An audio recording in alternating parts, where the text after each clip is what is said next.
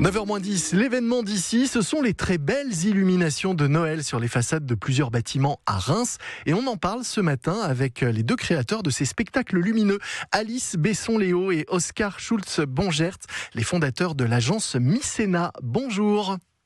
Oui, bonjour Lomi. Alors, vous avez réalisé 3 mini-mappings qui sont actuellement projetés sur 3 sites à Reims. On peut les citer. Il y a la Fontaine des Boucheries, le Palais du Thau et l'église Saint-Maurice. Est-ce que vous pouvez nous les décrire pour commencer, ces spectacles lumineux ?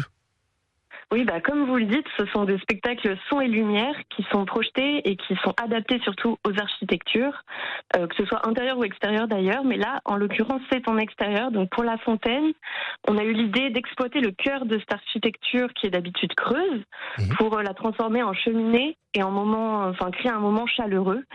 Et on réfléchit parfois aussi en fonction de l'histoire du lieu. Donc c'est le cas pour le Palais du Thau. Donc c'était un lieu de passage pour les rois de France avant leur couronnement. Et on a revisité le conte du Casse-Noisette en représentant donc le roi des souris avec sa couronne pour faire un petit écho à l'histoire.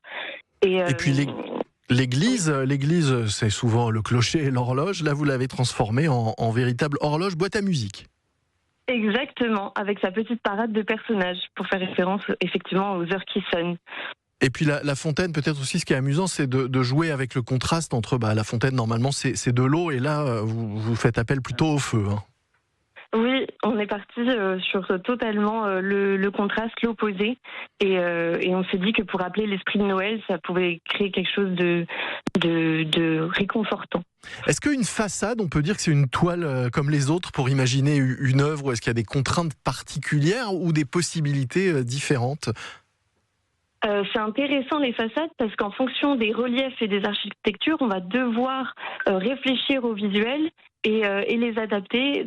Parce que la projection peut créer des ombres, par exemple, et donc c'est pas exactement comme une toile totalement à plat, mais ça donne un bon terrain de jeu pour la création. Et puis alors une fontaine, c'est encore autre chose, là c'est plus compliqué, j'imagine, parce que là c'est de la 3D. Ah oui, en fait on mélange 3D et 2D pour faire nos créations visuelles et on crée des animations avec les deux médias.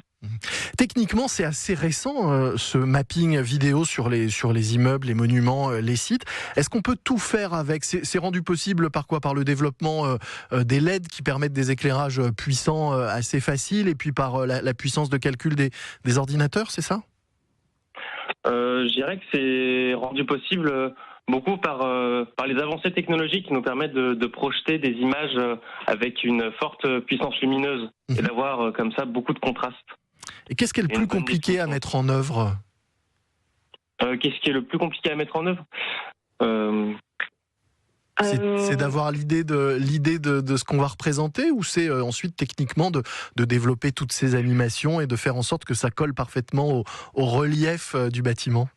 Je dirais que ce qui est le plus compliqué à mettre en œuvre, c'est de réaliser en amont l'image sans pouvoir se rendre compte comment rendra la projection sur le lieu en réalité, parce qu'en fait il y a beaucoup de contraintes, la couleur du bâtiment, la pollution lumineuse qui viennent jouer, et en fait on essaye de se projeter au maximum sur le rendu final. C'est le cas de le dire quand on parle de projection, mais effectivement, c'est pas tout à fait une toile comme les autres, puisque vous êtes obligé de travailler d'abord sur une maquette avant de voir le rendu final, le rendu qui est vraiment très très beau sur ces bâtiments à Reims. Votre agence, elle est toute récente. Quels sont vos autres projets après ces 3 mappings rémois ?